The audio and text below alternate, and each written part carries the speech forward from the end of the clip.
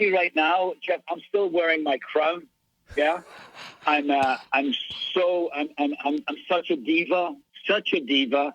No, I'm kidding. Welcome back to Under Oath. Today we're interviewing a Scottish actor from Outlander, X-Men, Flash, Gladiator, and many others, Tony Curran. Tony, can you hear me? I can hear you loud and clear, Jeff. How are you today? I'm fantastic. I can tell you this, I've loved your career. I followed you. And the minute I found out I was getting the opportunity to interview you, since I host also a show called The Nerdy News, I was imagining, as you're leaving the Royal Scottish Academy of Music and Drama, and the teachers ask, what do you think your future is? You go, I think superheroes and fantasy is where I'm going. Oh, that's very nice. Yeah, you've done your research. My old alumni. Yeah, no, it's funny, isn't it? You just don't know where it's going to take you. When apparently when I was 3 years old, and of course I don't remember this, the insurance man was at my house, and he asked me, Tony, what do you want to be? Do you want to be a doctor or a policeman, a surgeon, electrician? And apparently, rather indignantly, I stood up. My mother tells me this, and I said, no, I'm going to be an actor. So apparently, Jeff, from an early age, I knew what I was going to do. But then, as you well know, this line of work it fluctuates. It goes up, it goes down. So yeah, I'm very grateful, and I'm very thankful for the opportunities I've had. It's amazing because I've seen you in all these shows, and now I know your new show, Mary and George, is a more serious take. It's a more like a Bridgerton type of show. Why don't you explain that to me a little bit? Yeah, no. It's based on Benjamin Willie's novel, The King's Assassin. It is historical fiction, but unlike Bridgerton or Game of Thrones or The Tudors, of course, I'm biased, but I think our show's a little edgier. It's a little more grittier. It has loads of historical facts in it based on the novel. There's, of course, poetic license, but I think D.C. Moore, who wrote the screenplay, historical drama sometimes, in the past maybe can be a little stodgy, or, this script I've always felt when I first read it, it really brought the words off the page. The characters were really fleshed out. No pun intended. If you see the show, you know what I mean by that. It's really sort of present, and it sort of grabs you by the throat. This script, this show. It's almost like the dialogue the characters say. It's very sort of contemporary, but with such a rich, sensual, sexy backdrop of the Jacobean court with these incredible sets, incredible locations we shot on, and these incredible costumes. So, it's the story of Mary Villiers, her incredible rise through King James's court. She puts her son into King James's court, seduces King James. He was famously, he had favorites, he had relationships with men. And it's a very gritty, visceral show. It's very funny as well, the show. There's a lot of the lines, the dialogue is very cutting. But there's a lot of historical fact in it as well. But it's a right good romp as well, you might say, Jeff. That's the amazing thing about when you do these historical pieces. You go, okay, well, there's a script and there's who the guy actually was, and I have to try to find somewhere to meet in the middle. How do you even cut? You just, hey, I'm going to rely on the script, or do you actually do a deeper dive into it? No, it's a good question. I do both. I think one of the most interesting things that I found, I read the novel, The King's Assassin, that it was based on. I talked to Benjamin Woolley, who wrote the novel, and I just quizzed him. I asked him questions after question. I talked about King James. I talked about his history. Unfortunately, a lot of the trauma that King James suffered, he was a child. His father, Lord Darnley, was assassinated in Scotland. He was blown up. When I was a baby, my mother, Mary Queen of Scots, was taken from Scotland by Queen Elizabeth, and of course, she was unfortunately she was decapitated. She was executed by Queen Elizabeth. I was kidnapped when I was like 12 years old for a year. So there's a term that we came up with that I spoke to Benjamin Woolley about, the writer of the novel. the show's based on, and he said King James was nourished in fear. So a lot of the way I portrayed King James, I talked to a wonderful director, Oliver Hermanus. His vision, there was a great vulnerability about this man. There was he also didn't have a mother. I don't think the fact that there wasn't a matriarchal figure in his life, Jeff, was a huge part of maybe who he became. He was raised by these regents, these sort of very Calvinistic white male Protestant men. Mary Queen of Scots was famously a Catholic.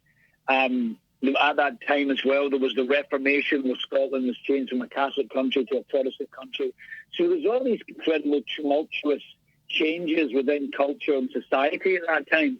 But a lot of the way, I guess I've tried to bring James to the screen was had a major, profound effect on his psychology, on his mind, his soul. There's a lot to do with the trauma that he suffered as a child, and I think if people watch the show, I think that you'll see a very damaged human being, but at the same time, there's a lot of beauty about him, and there's a lot of unknown historical fact about King James that many people don't realize. Obviously, the King James Bible, he translated it. He was quite the academic. He wrote a lot. And obviously, Jamestown, Virginia, was obviously the first British colony in the Americas, in the New World, which King James is on the throne at that period of time as well. So a lot of American history, the colonists that came over, that was the kind of genesis of the sort of Europeans traveling to America that is the America that we know today. So I think there's a lot of historical fact and fun to be had watching this show, because it is quite a sensual, sexual. As much as I had costumes on, Jeff, there was many scenes I did which I was not wearing much at all. It's funny when you think about that now, because it's changed. Now there are directors on the set that deal with, what kind of physical contact you have and don't have. And I don't know if that's the same way they handle it in the U.S. as they handle it in England. You've been doing scenes, for many years. I mean, is intimacy changed on the set in comparison to what it used to be? Yeah, that's a good question. Of course, now we have, there's films I've done in the past, Red Road, the movie that went to the Cannes Film Festival. Back in, the 90s and the 2000s, we didn't have what we call today intimacy coordinators. So, now the way society is going nowadays, everything must be in its place, and people must be, they must be aware of what they're getting themselves into with regards to doing their sexual or sensual scenes, and so that everybody's happy and everybody's safe. But yeah, they have these intimacy coordinators on set. They have them in America, US, around the world, and obviously in the UK and Europe. But it's helpful, just to as long as when you have someone like that on set, you've still got the freedom to express yourself as the character. And if anything, it can only add to the scene. But there were certainly many scenes in this. I am completely naked with 5 other men. Me and Nick Gallup scene are it's very sensual. There's a lot of sexuality, sensuality. There's a line in the show that Julianne Moore says to another character, Neve Elgar, Sandy. Mary says to Sandy, she's a madam of a brothel, and she says to her, bodies are just bodies. So I won't say too much about what that line means, but if people watch the show, then they'll get an idea. But as beautiful as the costumes are, there's many characters that are semi-clad in this show as well. It's a lot of people don't understand the backstories and everything else that goes on with getting a role like this. Your team comes to you. They say, hey, listen, there's this opportunity to play King James and a thing called Mary and George. How do they deliver to you? Do they say there's an audition, or do they say, listen, no, this is your part? Yeah, no, it was. It's funny. I'm a bit of a skier, and I literally just came back with my daughter and my wife from a ski resort called Mammoth, and we were just getting ready for school the next day. And I just got this audition, and it was a couple of scenes, and I got an email, and so because of COVID and so on, we're not going into rooms at the moment. So I just did an audition on tape, and I found out. I don't know, 2-3 weeks later that I was offered the role. And then when I looked at the scripts and I realized what I was getting myself in for, it was a little daunting, to be perfectly honest. But at the same time, I was thrilled at the opportunity to play someone like King James. Obviously, me being Scottish, he's a little-known Scottish king, but with so much. I think maybe he's a very underappreciated monarch as well, Jeff, But certainly the audition process, I do that with my wife, and it's always kind of fun. She's quite a good director and tells me, no, don't believe you. No, do that again. I don't believe you. She's a harsh critic. I don't believe you. Do that again. No, did you mean that? No, I don't believe you. She's a bit of a harsh critic, and I'm like, okay. But no, that's what I did, and thankfully Oliver Hermanus and an incredible executive producer, Liza Marshall from Hera Pictures, thought I was right for the role, and I had a tremendous time playing the character. It was arguably one of the most challenging roles I've ever had to do physically, and the sword fencing, horse riding, had to speak like 3 different languages at times. Obviously, there's a lot of lovemaking, sensuality in the show, it was an incredible experience. I hope people watch it and enjoy it. Are informed historically about Scottish, British, world history, and are entertained at the same time, Jeff. Yeah. Life as an actor is a very tough one because you don't know when the next meal is going to come. So when you get told you send this thing out, it goes out for weeks and months, whatever, and then it comes back to you. Is there a relief, or you go, okay, now I got to do this? Yeah.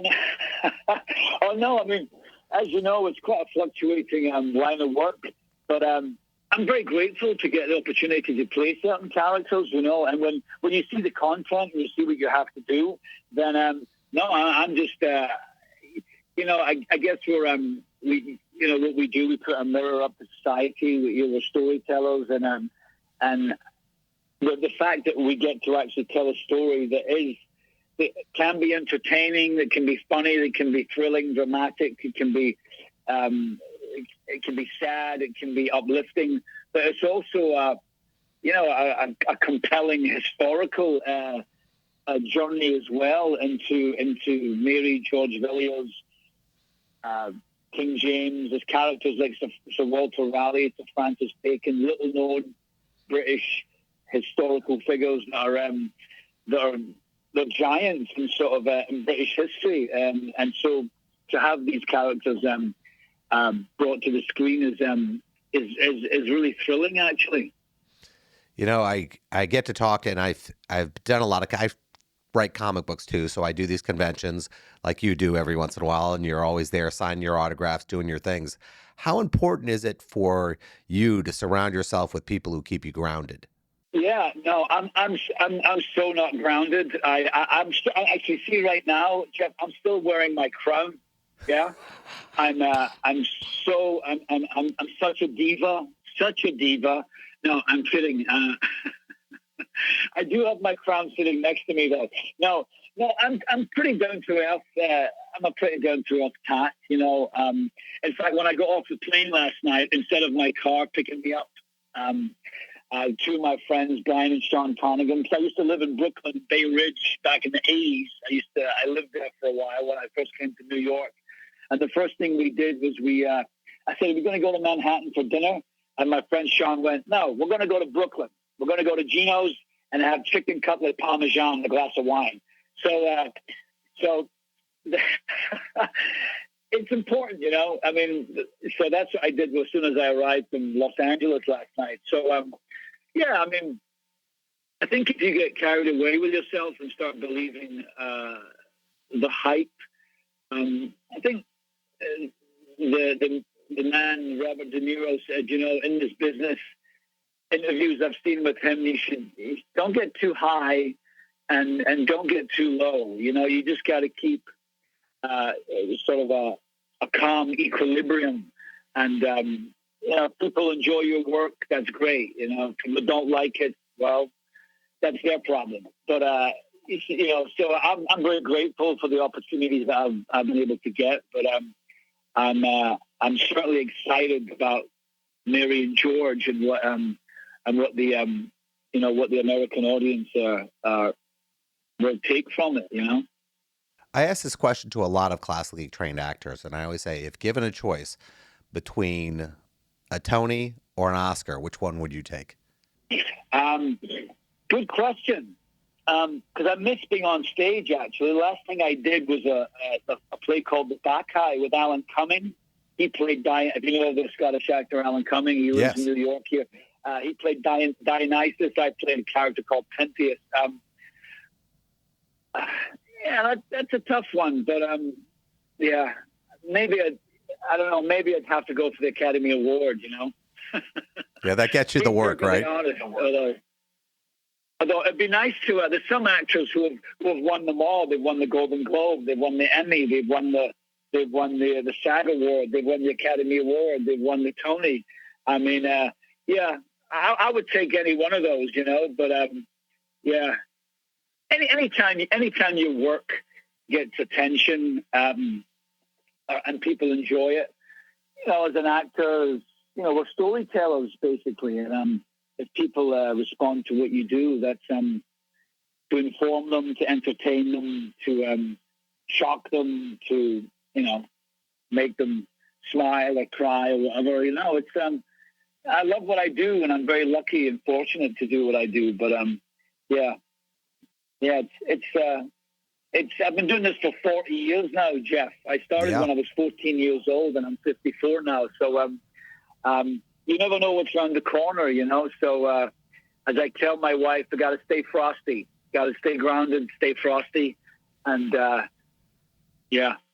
just keep swinging. What's amazing to me is I've seen you in many things, and certain roles were more haunting than others, but it's amazing that even when you were only in something for a minute, how much it sticks with me, because I remember you showing up for, let's say, a couple minutes on Doctor Who, where you played Vincent Van Gogh. I'm haunted by what you did there. And the minute I knew I was talking to you, I said, I remember him on when he was on Doctor Who for that second. And is it amazing what people remember you as in comparison to, wait a minute, you don't remember this, but you remember that? Yeah, no, it's a good point, actually. I mean, Richard Curtis, who wrote Notting Hill and Love Actually, he wrote that episode of Doctor Who, the lovely screenwriter. And the idea of this troubled artist and tortured artist coming back from Auvers in France to modern day 2010 Musée d'Orsay in Paris, and seeing all his work with Matt and Karen, or the Doctor, and it was a beautiful story. But a lot of people have really responded to that role. I mean, the emotion that was attached to it, the sort of the beauty that was attached to it.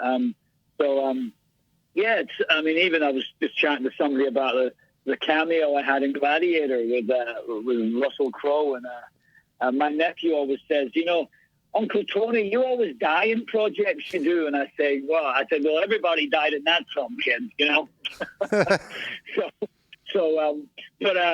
But no, I mean, listen, I think what's most enjoyable about being an actor is and most challenging is the versatility that maybe one can have with projects, doing stuff like Blade, doing stuff like, Daredevil and Doctor Who, and then playing characters like King James and working on, sci-fi shows, and then working on historical fact and fiction. It's humor and drama, and it's just, it's really inspiring to me, and a real joy to to be able to challenge myself and to be part of. I mean, mostly to be part of an ensemble. You know, I mean, Mary and George was.